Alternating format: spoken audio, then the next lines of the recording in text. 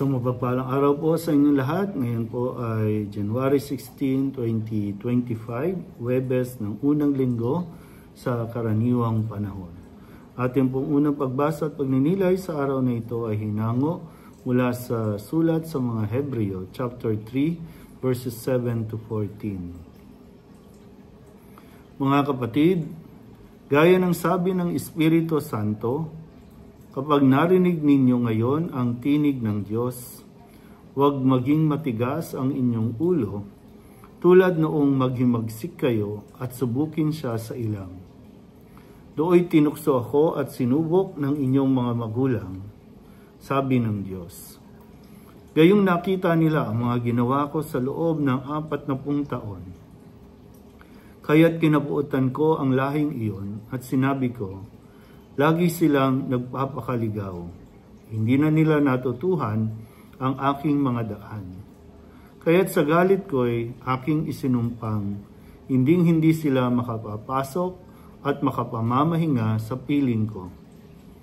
Mga kapatid, ingatan ninyong huwag sumama ang sino man sa inyo at mawala ng pananampalataya hanggang sa talikda ng Diyos na buhay. Sa halip, magpaalalahanan kayo araw-araw habang may panahon pa, upang ang sino man sa inyo'y di madaya at maging alipin ng kasalanan. Sapagkat tayong lahat ay kasama ni Kristo, kung mananatili tayong matatag hanggang wakas sa ating pananalig sa Kanya. Ang salita ng Diyos. Muli po, isang mapagpalang araw sa inyo pong lahat. Maganda po ang paalala sa atin ngayon ng ating pong unang pagbasa, kung saan maraming nangyari sa mga nakalipas na araw, marami tayong mga nababasa, napapanood sa social media. Pero ito, maganda na magamit natin ito sa kontekstong ito kung paano natin mas paninindigan ang ating pananampalataya. At sinasabi nga, kung marinig mo ang salita ng Diyos, huwag nang maging matigas ang iyong ulo. Lahat naman po ng relihiyon ay may sinusundang mga aklat sa atin, yung Biblia. At bagamat di ko alam yung kung anong version ang ginagamit ng iba. Pero merong pagpapahayag ng salita ng Diyos.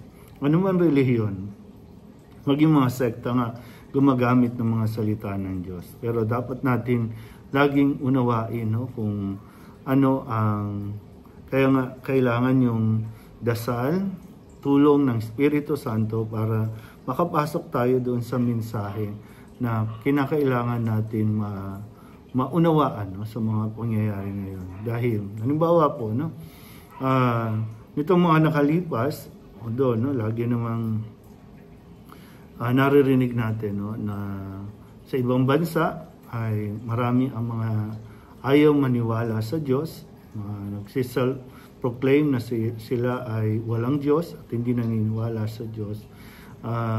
Okay na sana yun, pero ang nangyayari ay katulad sa mga Hollywood, ng mga artista ay talagang yung mockery na tinatawag, yung pagtatawanan pa, ang makikitawa pa kapag kumbaga ginagamit ang Diyos sa katatawanan o kaya naman ay pinagmamalaki na wala silang Diyos. At yung pananampalataya natin mga Kristiyano ang kadalasan na kanilang pinupuntirya para maging bahagi ng katatawanan.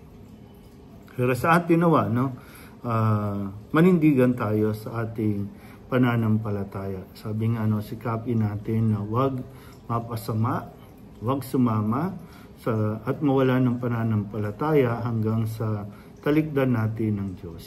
Kasi hindi ko rin lubos maintindihan na maraming tao na dati namang relihiyoso o maka-Diyos, pero kapag sumisikat na, kapag umaangat na sa buhay, ay nag-iiba din ang kanilang pakikitungo sa Diyos.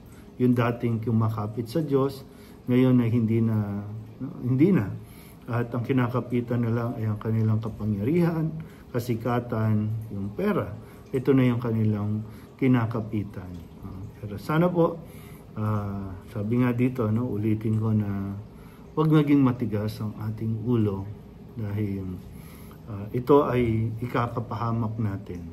So, ang salita ng Diyos ay para sa ikabubuhay natin at ikaliligtas natin. Pero kung ito ay patuloy nating tatalikdan, ito ang ikapapahamak natin.